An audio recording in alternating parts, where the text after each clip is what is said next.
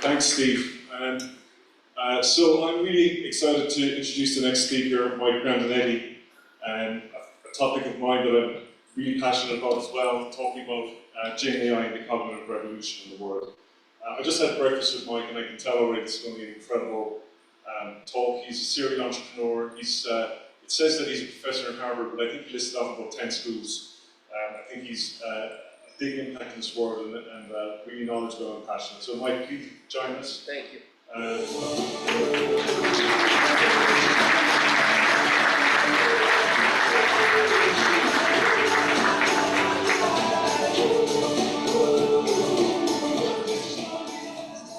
All right, well, good morning, everyone. How are we doing today?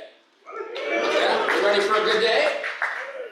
Great. So, always great to be back in the Rockies. What a wonderful view from the hotel room. So what I want to do for the next hour is, of course, I want to educate you. And to some extent, I think, based on the number of degrees of separation you may be from the cognitive revolution that is taking place today, I suspect your reaction will be similar to other audiences that I speak to on this topic. You're going to be surprised at the rate of progress and at the level of impact that generative AI is already happening in companies of all sizes across industries.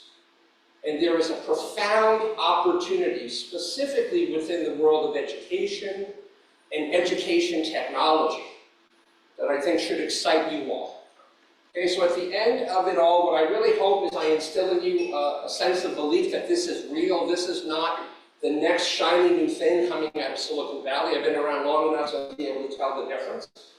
The second thing I hope is that you walk away from this really understanding how the education tech industry can begin to put generative AI to work. Okay, so a little bit about my background very quickly. Ex-McKinsey, I'm an engineer like many in the room, ex-McKinsey guy, started or co-founded 8 tech companies, took a couple public, and simultaneously I've been teaching at a wide range of universities, including Harvard and MIT and Oxford and Carnegie Mellon and many others. And I've been using Canvas almost from day one. I'm a huge fan of Canvas. So let me get past all that stuff. So let me share some key takeaways, right? I don't believe in holding the punchline until the end. Okay? So the revolution is here today.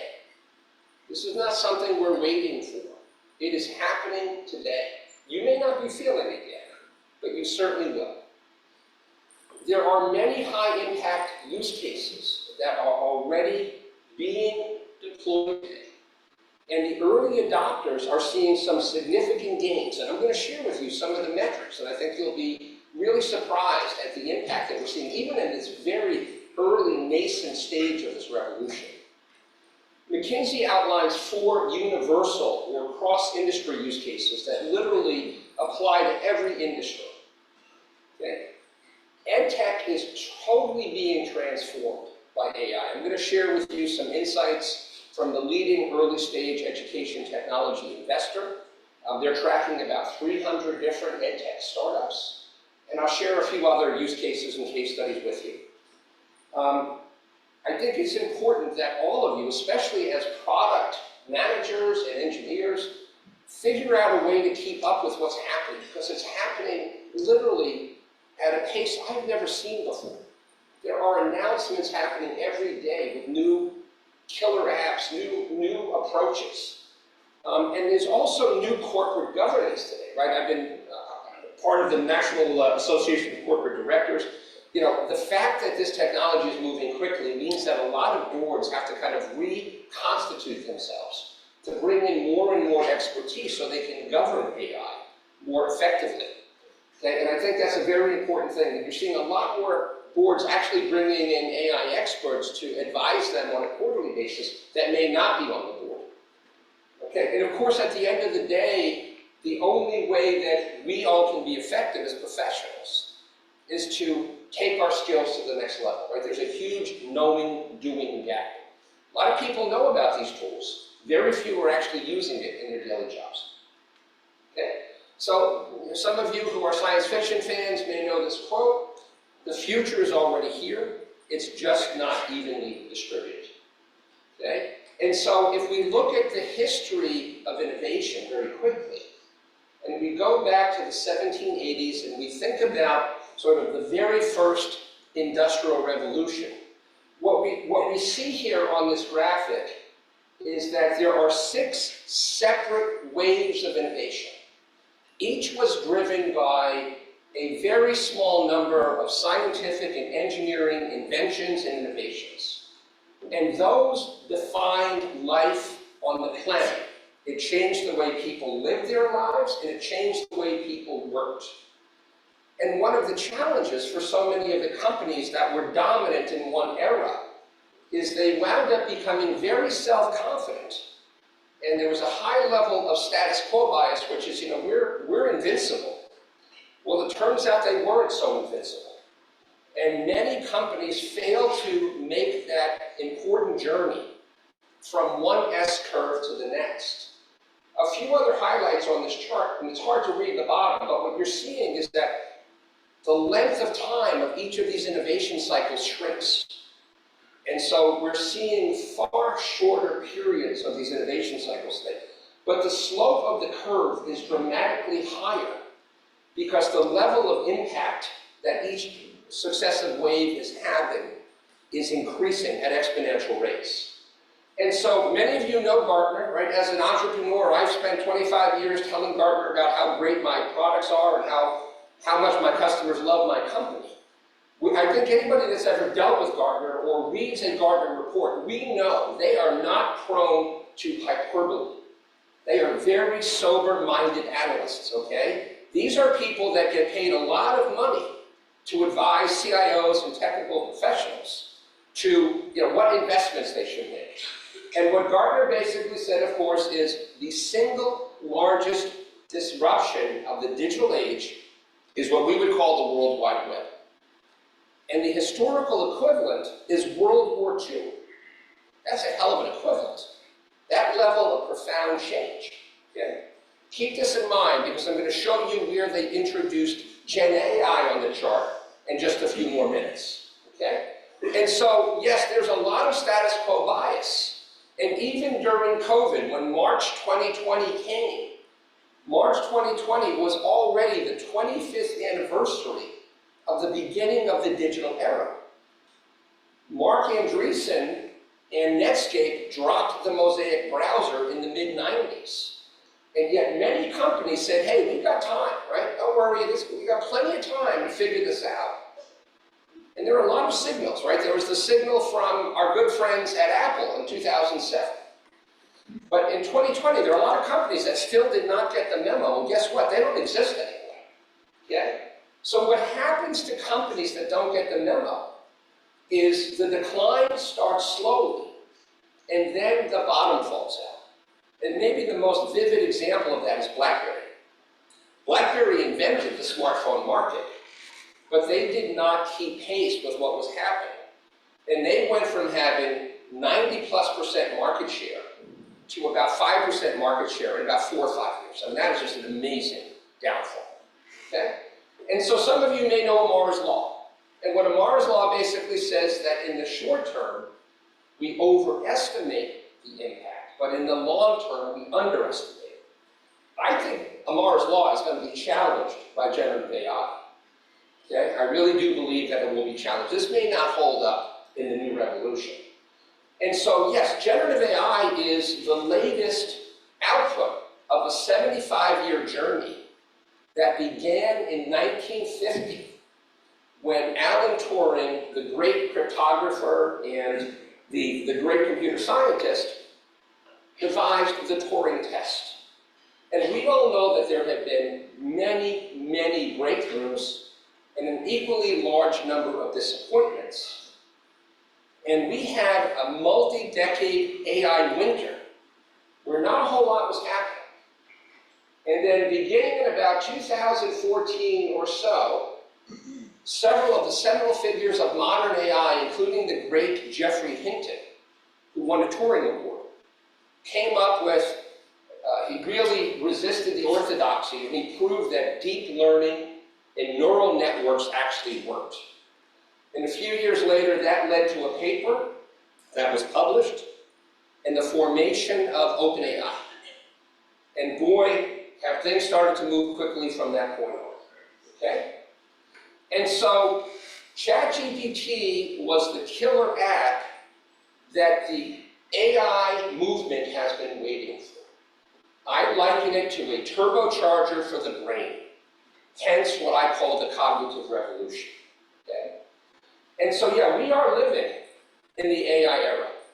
And what I want to do is encourage you not to sit in the same shoes as this very complacent group here, saying, we got plenty of time.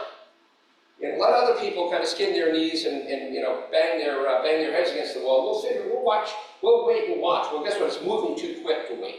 It's got to happen now. And so look at this. Here's Gartner once again. In the very first year of the introduction of generative AI, they place it at level 4, right? One of the highest transformative technologies that they have ever seen. Okay, level 4 in year 1. It took the web 25 years to get to level 5. Think about that for a second, okay? And so, strap in, disruption is coming. And so I can tell you as an entrepreneur that loves disrupting markets, it's a whole lot more fun to be driving that steamroller than it is to be in the asphalt, okay? I'll take the steamroller every single time. Not a hard choice. And so let's look at a company known as Chegg, right? I'm sure you all know Chegg. Chegg is an early example of a company that is seeing the downside of the generative AI revolution. And Steve and I talked about this at breakfast. They may or may not have been able to do something about it. I'd like to think they would have had some control over some level of their business. But as some of you who follow the market might know, right, their stock has just been crushed. And the fact is, I doubt it's coming back anytime soon.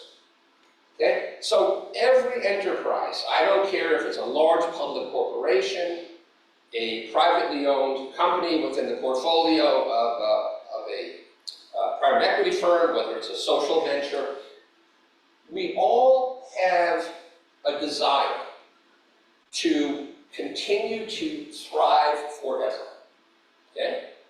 We want to be on that yellow brick road, that golden path that we continue to reinvent ourselves, we continue to regenerate and remain relevant from product cycle to product cycle, from economic cycle to economic cycle. And man, that is hard. That is really hard. That takes a remarkable amount of discipline and foresight, but it's done, right? It's done. There are companies that do it. They've been around multi-generational doing it. It's a lot easier, unfortunately, to be on a degenerative trajectory, okay? To see a one-hit wonder, one-trick pony company that has one great invention, and then they're done, okay? And so it requires a lot of ambidextrous motion to both manage the core business while reinventing the business while the plane is flying at 35,000 feet.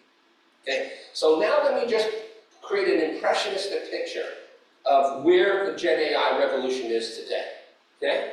So this is not a crystal ball, this is today. It's happening today.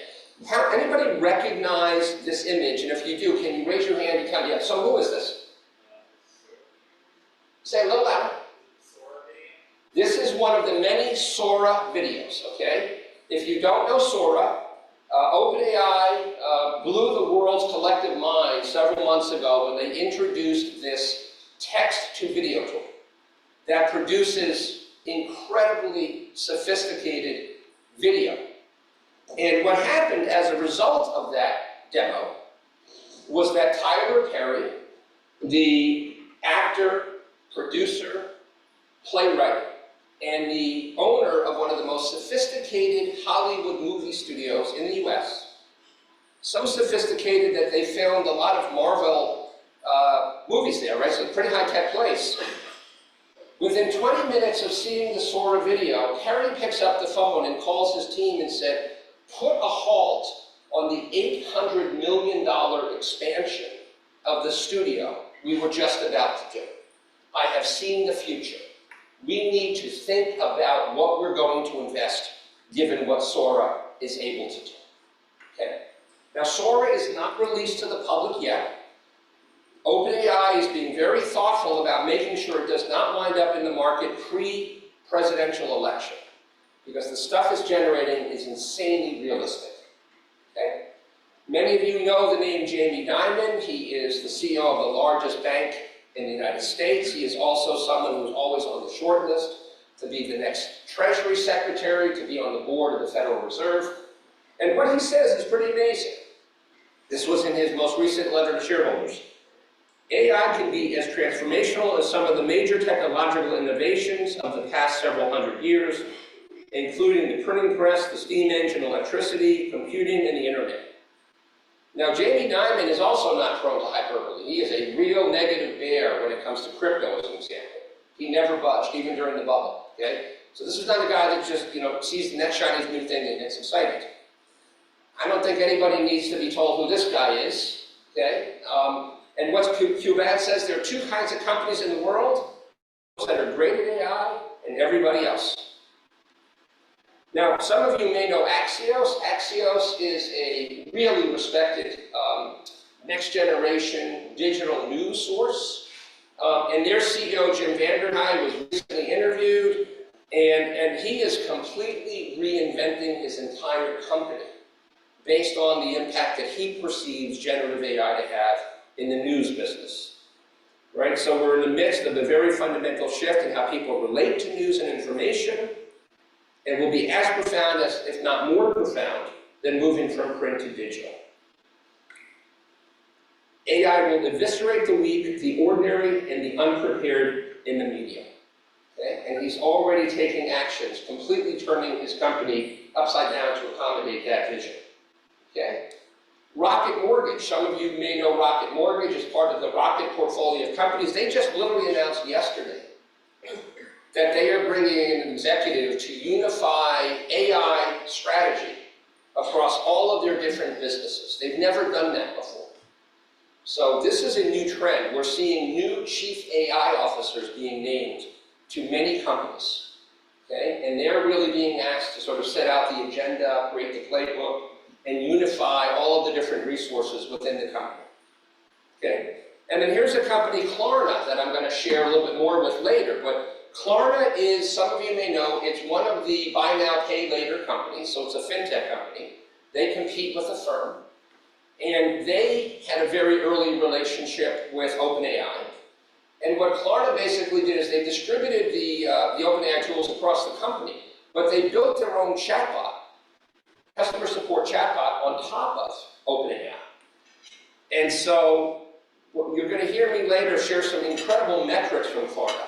But what the CEO, Sebastian, is saying is that as soon as it launched, they were all over it. Okay? And they've seen some amazing benefits already. And so McKinsey, my former employer, one of the top, the number one priority of all priorities for CEOs this year. Okay? The number of mentions of AI on earnings calls, okay, is increasing exponentially. And it's not just tech companies anymore. It's companies across the entire set of industries.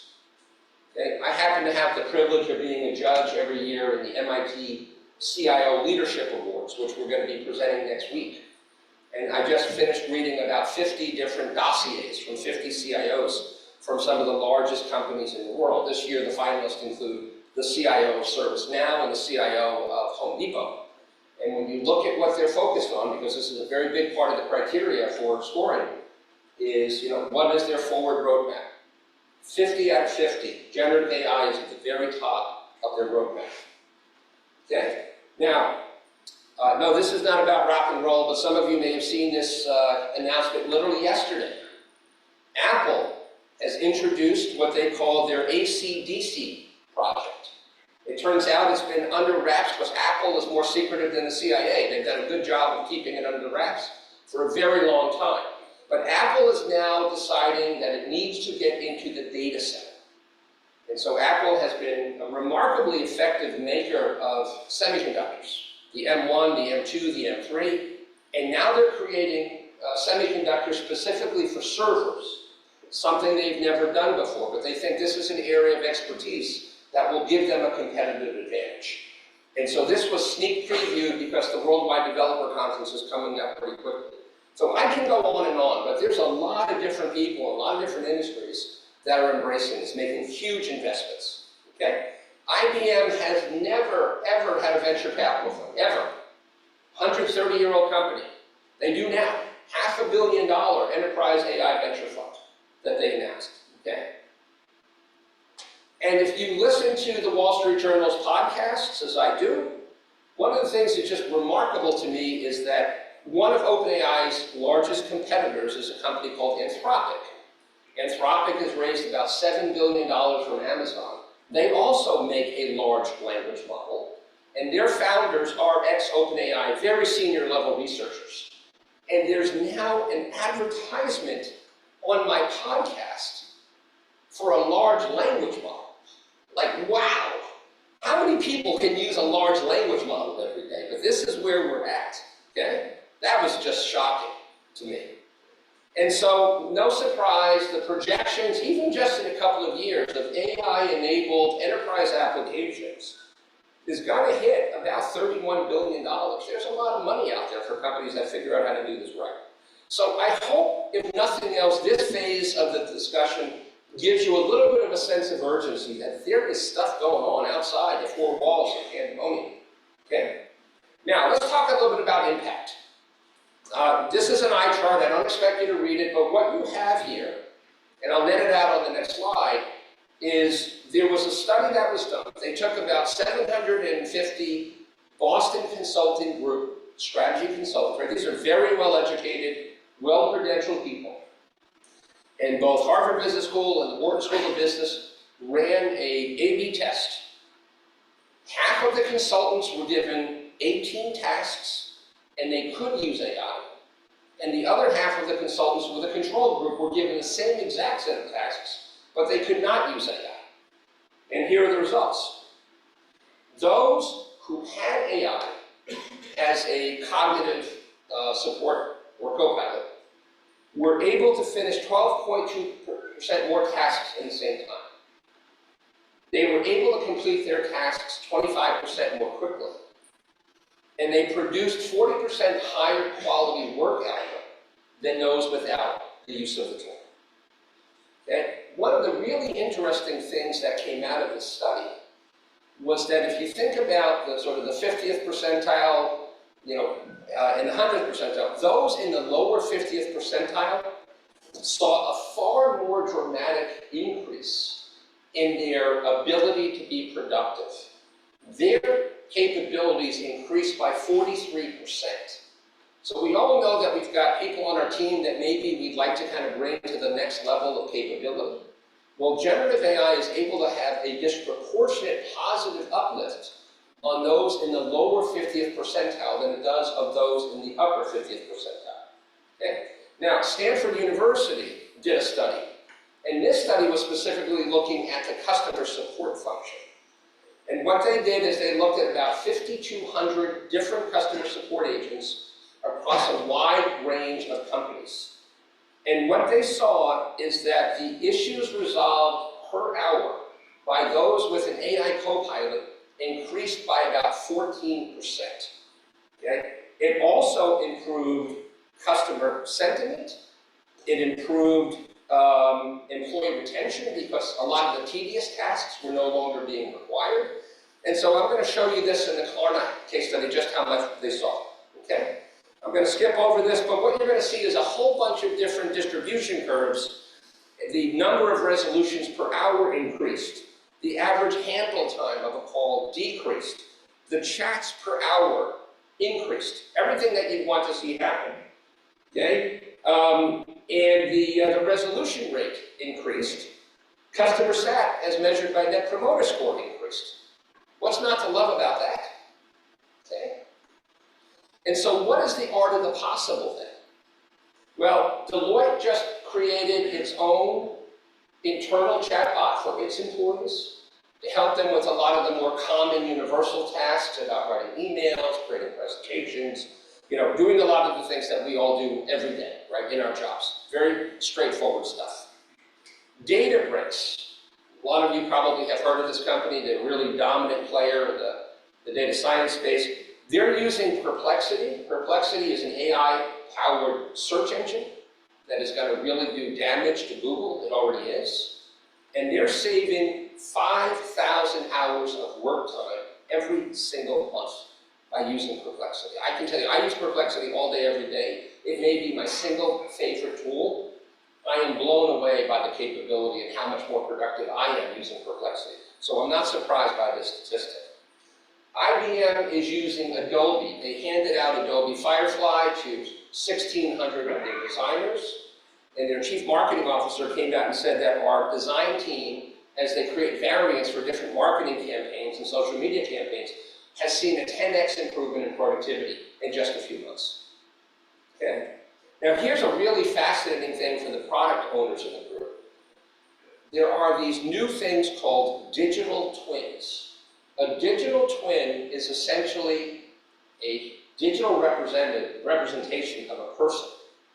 And so there's a company called Blocks.ai that just completed its 1 millionth interview with a real human being.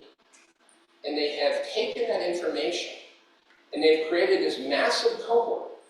And they are now using it to run focus groups. So they're able to actually get the insights from 1 million people that they've interviewed using generative AI tools to generate insights around, right now they're tracking 120 different brands that they are doing work for today. Okay? And here's just an example of one of their outputs where they're looking at distinctions between different pain points for different streaming platforms, from Disney to Paramount Plus to Netflix to Hulu to Amazon Prime. And they're being able to very quickly see where, depending on who the brand is that they're working for, where the brand is falling short across these pain points. Okay? And then Klarna, back to Klarna. 1 month after deploying their chatbot, they were able to essentially see the chatbot perform the equivalent of 700 full-time employees. Okay? 1 month, it engaged in 2.3 million customer discussions. It handled 2/3 of all of their customer service interactions. Right? The average customer satisfaction rate was higher than it was with a human person. They reduced the number of repeat queries, meaning someone was not happy or did not have a resolution and called back, by 25%. But maybe most incredibly is they reduced resolution time from 11 to 2 minutes for any specific ticket or issue. Okay? So now let's shift gears and talk about EdTech. There is a company known as Reach Capital. Reach Capital is based primarily in San Francisco, and they are the largest early stage education technology venture capital fund in the world. What makes them unique is they take very early bets on companies, and they've had an incredible track record in doing so. So what they're doing is they're tracking tools across these 6 different categories: personalized learning and support, career and skill development, content creation, and you can read the rest of the chart, right? And so tracking these 280 tech companies across these primary categories and then 15 secondary categories. This is sort of how the funding breaks down. So personalized learning support has 116 companies that they are tracking. They've raised cumulatively about $145 million in early stage capital. The second category, which is a career in skill development, 100 companies precisely, having raised about $220 million. So these are AI-enabled EdTech companies. Okay? This is the next wave of companies that is coming into the market today. Okay? And so study tools were the most popular. 20% of all investments turned out to be study tools with Gen AI. Now, there's a company known as Harmonize. How many of you know Harmonize? Raise your hands high if you know Harmonize. A few of you, right? So what Harmonize is basically doing is they have integrated into Canvas, and they are using generative AI to add value to Canvas. Enhance discussion capabilities, real-time collaboration tools, grading and analytics, You can use it in hybrid, online, face-to-face on campus. You can use it across both structured and unstructured types of assignments. And of course, it integrates with LTI 1.3. Okay? And their claim, and I can't verify that this is true or not, is that they've seen a significant improvement both in the satisfaction of students and their engagement. Okay, so it's an example of a company seeing an opportunity to use generative AI in a lot of types of activities that you all know very well. Okay? I'm sure many of you know Conmigo from the great Sal Khan. Conmigo is a sort of an AI-based tutor. And what's interesting here is if you look at this side-by-side comparison, Sal and the team are comparing themselves to OpenAI or ChatGPT. Well, it turns out they are built on ChatGPT. So all they've basically done is they have fine-tuned the AI model specifically to serve the purposes of the Conmigo student and the Conmigo teacher stakeholder. And so this is an example of someone that was looking into the future. So Sam Altman reached out to Con in early 2022 and said, I think this ChatGPT thing might be a really great foundation for an AI-based tutor. And Con was skeptical. He initially resisted. He finally said, okay, let's give it a shot. And he said that he ultimately was convinced that this really was an ideal underlying solution for the next generation of the Khan Academy. And so I know some of you in the room know the company quite well based on some of my preparatory discussions before I came today. But it's going to be interesting to see how Conmigo does in the marketplace. Okay? And I'll share one last example. This is a company called Zelma. And Zelma is also building its own capability on top of OpenAI. And Zelma is essentially targeting school superintendents in the K through 12 space. And, you know, obviously in America we have these standardized tests that we have to take, and it's apparently very, very difficult for superintendents to really know how their districts are doing. And so here's Caitlin Sullivan, who is the co-founder, executive director of the company. Zelma offers K-12 superintendents an intuitive, conversational platform to instantly visualize student learning data. Views that have historically taken district leadership teams hours or even days to generate. By democratizing this data, Zelma is making it easier for adults in the system to have concrete conversations about student outcomes and to direct public attention to student well-being. And here's just a very simple graphic, which is tracking against a variety of different scores by different diversity backgrounds over a time series, over a period of about 10 years. So you've got instant access to visualize data in terms of how you're performing. Okay? And then, I don't know how many of you listen to the New York Times podcast Hard Fork. It's one of my favorite podcasts. It's a weekly podcast. And so last week, they actually had their listeners call in and talk about how they're using generative AI in their own work. And one of the guys that dialed in and shared his story was Gene Smith, who was both a director of innovation and a tech teacher at Franklin High School in New Jersey. And he said, writing report card narratives took me 20 to 30 hours per semester. Now I use ChatGPT's API. I extract all assessments from the LMS. I anonymize it. I generate draft narratives for each student. I then review and edit. And I'm able to reduce the amount of time I spend on this way down to 2 to 5 hours a semester versus 20 to 30. Okay? And it's been a game changer. He shared it with 10 of his colleagues, and he calls it a game changer. Right? So hopefully this gives you just a high-level impressionistic view of how generative AI is being used today within the education industry and by ed tech firms. Okay? And then Canvas, right? And I'm not prepared to go into detail, but what I have shared with some of the team members is I have reached out to a number of institutions where I teach, and I've asked for feedback from those institutions in terms of what they would like to see in Canvas. Obviously, I want to share with the product team and whoever else would find it interesting, right? So how do products, so when you think about Gen AI categories of use, I kind of break it into a very simplistic 3-level model, right? Products that generate revenue, business process improvement, think of Klarna, for example, And then individual productivity improvement. Think about what Deloitte has done for its employees, okay? And so some of the things that have come up is how do we use AI in discussions? How do we use AI for authoring content? How do we give students the ability to much more easily find content? How do we use AI to generate data and insights?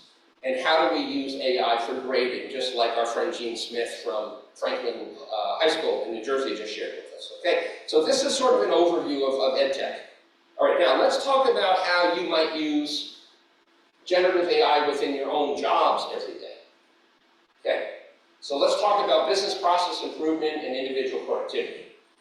One of the things that is amazing about any one of these LLMs, but ChatGPT being one, is its ability to be a partner in ideating or brainstorming. The ability to come up with a whole bunch of new ideas, literally in seconds. And so here's one example. This was a prompt that was provided to a group of 50 Wharton MBAs in an entrepreneurship class. Generated an idea for a new product or service appealing to a college student for 50 USD or less. So the professor asked the students, come up with 200 of your best ideas. ChatGPT was given that prompt, and it was asked to come up with 200 ideas. All of those 400 ideas were then processed through a customer intent to purchase survey, so real-world validation data. And when the results came back, they said, let's just look at the top 10%. Let's look at the 40 ideas that were the most enthusiastically embraced by these potential consumers. Well, it turns out 35 of the 40 ideas that came back were from ChatGPT. 5 from the students. And let's be clear, these are Wharton MBAs. These are pretty smart people. Now, why? Because ChatGPT has massive context. So it's able to look across data sets that no human being could possibly do.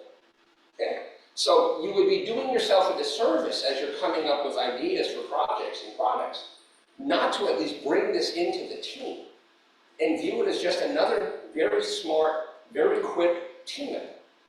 Okay? I did that one already. Now let's look at a McKinsey chart that I think is very interesting. What McKinsey's doing here is they're taking a look at a variety of different industries, and I've highlighted high tech and education because you guys really operate at the point of intersection of both of those. And you look at, on the vertical, all of these different industries, and across the horizontal, all of these different functions that exist within the company. Marketing and sales, customer support, product and R&D, software engineering, and this is essentially a heat map. So the darker the blue, the more impact that these tools have. And so not surprisingly, marketing and sales is very universal, right? And so you have dark blue from top to bottom. You have fairly dark blue in a number of different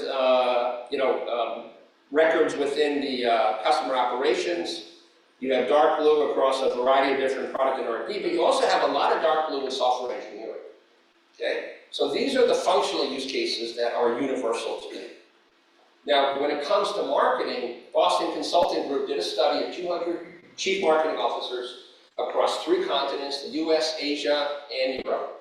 And about 90% are either using it already or are piloting it today, okay? 90%. Now, when I came into this business many years ago, marketing was not a very quantitative function. Marketing has become insanely digitally focused and quantitative. And so I'm not surprised to see that so many marketing executives are embracing these tools. Okay? These are some of the use cases within marketing that are the most high impact. Okay? Lead identification, marketing optimization, running A/B tests on any number of different campaigns or concepts, personalized outreach, right? The holy grail of one-to-one marketing, deeply personalized content where every single one of us gets a completely different offer, right? That's now within grasp. And then here's one that is really going to be profound.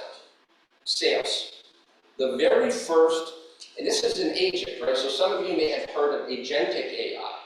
This is when you can ask a bot to do something for you and not necessarily have to check in with it.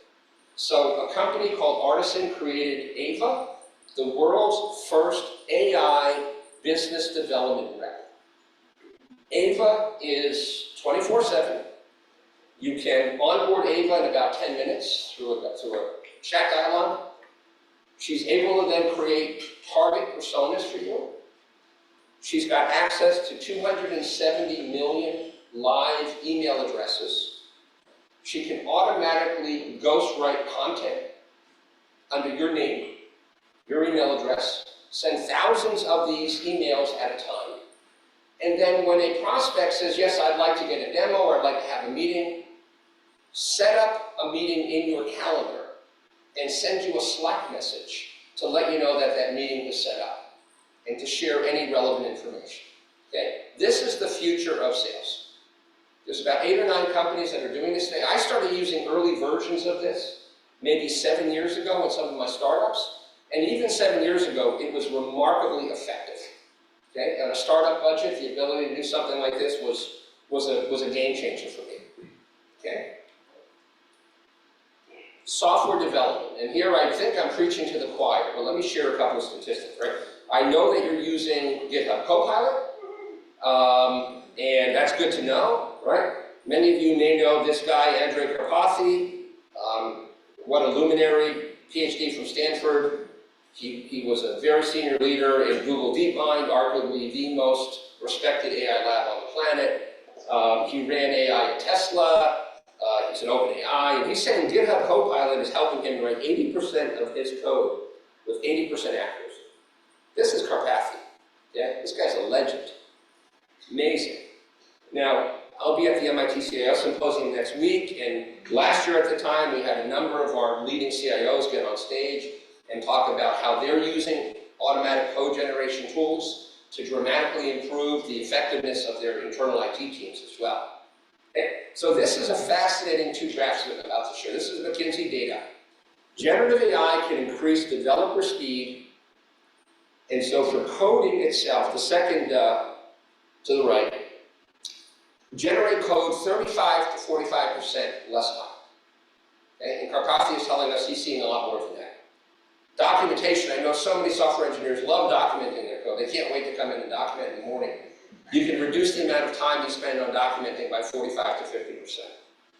You can refactor your code in 20 to 30% less time. Okay? But here's where I love it, right? This is a have your cake and eat it too moment. Now they're asking developers about their sentiment, how they feel about using these tools. And so you see this point of demarcation between positive and negative. First is, did they feel happy? Well, it turns out they're a whole lot happier, significantly happier using these tools. Are you able to focus on satisfying and meaningful work? Once again, a significant number of people who were negative before are now positive. And then finally, and all of you who write code know, right, when you're in a flow state, where you're at one with the keyboard, being in the flow state is a very powerful place to be. Very, very significant number of people moved into the flow state that weren't before. Now that's the study. You guys have your own experience, I know. But this is, to me, one of the most incredible revolutions in the modern history of software engineering and software development. Okay? And then let's talk about the corporation. Okay? We're seeing every single industry dramatically maturing its use of generative AI in the period from 2021 to 2024. Some are, certainly moving much more quickly than others, but every industry has seen a significant amount of adoption and impact. Okay? And of course, every company needs an AI transformation playbook, right? Yes, it's important that employees start to use these tools, experiment with these tools, get familiar with these tools, but at the same time, it's very important that there is a coherent plan for the entire company to understand how to embrace this. Okay? There's many places to look for opportunity, beginning at the business model level, right? Digital enhancements are not new. We've been going through digital transformation for a long time. Can we provide all kinds of extensions to what we're doing? Can we improve the customer experience, or in your case, the stakeholder experience of the teacher and the student? Can we improve our operations? right? And can we improve the employee experience, right? And the coding thing I just shared certainly seems to be doing that, as the customer support thing did earlier, okay? And so, of course, we have to strike a balance, right? We can't be too aggressive. This is the Goldilocks paradox. You know, how does a company balance between keeping the core business going, making sure that we keep everything stable, but at the same time, allocating resources to reinventing our future. Okay? And that's the theme of this year's MIT CIO Symposium. Okay? And so what I see right across, and I've been doing this now for a couple of years, across the world, right? The very first step is, do we identify and find pilot use cases that we believe are high impact and that we believe are achievable to show early victory. So we're going to do the whole, you know, diverge and converge thing. We're going to think of, I know some companies have started looking at hundreds, and then you use your judgment to pare it down to some reasonable number. And often that number is 3, 4, 5 use cases that you can pilot across different functions in different businesses. And ideally, right, the real measure is how quickly you can move to pilot to production. How quickly you can begin to scale up these pilots so that you can start to, you know, realize some of the benefits that we've talked about earlier. Okay? And there are really 3 archetypes, right? There are those companies that are just going to take technology, maybe layer on a very simple interface on top of it, right? Very low investment, which is a great way to get started. Some are shapers that are going to do a lot of customization to existing models. And then for the rare few that have insane amounts of, you know, cash on hand, these are going to be the people that are building these large language models that require billions of dollars in resources, okay? And so it's not surprising to see then that when you look at the names on this chart, you don't see a lot of venture capitalists investing in these large language models today. Why? Because the capital needs are too great. So what you really need are these massive hyperscaler companies and these other, you know, hundreds of billions or trillion-dollar market cap companies. So let's look at one company, right? When you look at NVIDIA, a name that everybody knows, right? NVIDIA is an investor in Adept, they're an investor in Inflection, they're an investor in A121 Labs, they're an investor in Cohere, they're an investor in Mistral, they're an investor in Rome. Think of this is like what Intel was doing 20 years ago, right? When Intel wanted to see its servers in every data center in the world, and so it was just funding anybody that was building on top of Intel. And right now, everybody is building and training models on top of NVIDIA. So NVIDIA is just trying to expand the ecosystem as quickly as it can.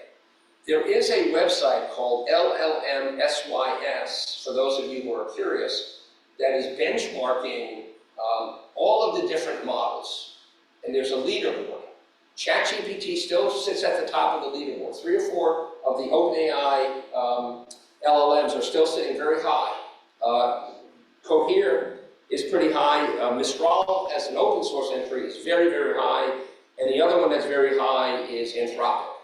Okay, but it's an interesting thing for the tech people in the room to take a look. I know Michael had shared that you guys are looking at Bedrock, which I think is a great choice because you're going to be able to get access to pretty much any LLM that's either open or proprietary or custom trained. So I think it's a perfect choice as you start to look at this Darwinian competition for the best models. Okay. So obviously there are challenges ahead. There's a lot of concern. Let's be honest. The pink elephant in the room is, what does this mean for my job? I get it. Okay. That's a real topic, right? And so, you know, the future of work will require the use of generative AI. I don't think I can say it any more plainly than that. And Hakeem Lakhani, professor at Harvard Business School, sums it up very well. AI is not going to replace people, but people with AI are going to replace people not using it. So we all have agency. And I think from where I sit, it's a pretty straightforward choice. Okay? So we got to make friends with the bots. Okay? They're not as scary as you think. Okay? They got hell of a handshake, but they're not that scary. Okay? And so I love this quote from a neighbor of mine in Boston, Alvin Toffler. The illiterate of the 21st century will not be those who cannot read and write, but those who cannot learn, unlearn, and relearn. The old playbooks are obsolete. And so I love this movie. I wish we could, I've been looking for one of these little brain levelers forever. I thought Amazon sold everything. I can't get one of these, okay? But I think it's really important to recognize that so many of the skills that got us here may not get us to where we want to go. And it's important to sort of put some of those old plays away and think about how we kind of create brain space for what's new, okay? And so reskilling in the age of AI is a very critical thing. It's a thing that every company needs to be embracing. There are companies like Klarna, 75% of their employees are using Gen AI tools, Power AI today. And what the CEO is saying is that he expects to see a $40 million improvement in profit in this year. And they just started rolling the stuff out. Okay? Moderna, the people that created the very effective COVID vaccine out of Cambridge, MIT spinout, they just announced a major deal with OpenAI. They are outfitting every single one of their employees with the entire suite of OpenAI tools. And as Stefan says, we expect our employees to use it 20 to 25 times a day, right? Which is kind of, my experience. I'm using it all day, every day. Okay? And so I've seen this knowing-doing gap, which is a lot of people say they use it. A lot of people might use it once or twice and say, okay, that's okay. I'm going to go back to doing it the old way. You need to integrate it into your daily workflows. It's the only way that you're going to really master the tool. Okay? And so, I guess, in summary, all I want to say is the cognitive revolution is here. I think we've seen a tremendous amount of impact across a wide range of industries, a wide range of different use cases. And I think we have an opportunity, especially in education, to really create substantial differentiation between Canvas and your other products and other companies in the marketplace, right? There's a new opportunity here to really gain market share and to capture the attention of your stakeholders, right? As a professor, I agree completely with Steve, right? Canvas is a very important tool for my, for my work, right? And I want to be able to make students much more engaged, right? So a lot of our teaching has moved online now, and anything I can do to engage my students online would be very, very helpful. So I agree. This is a very important part of making the world a better place, right? Education is a level setter for everybody. So I hope that gave you a little bit of a sense of why I'm so bullish on cognitive AI, about why I say the revolution is happening today. And I hope that it was something that you'll reflect on a little bit. So thank you very much for having me.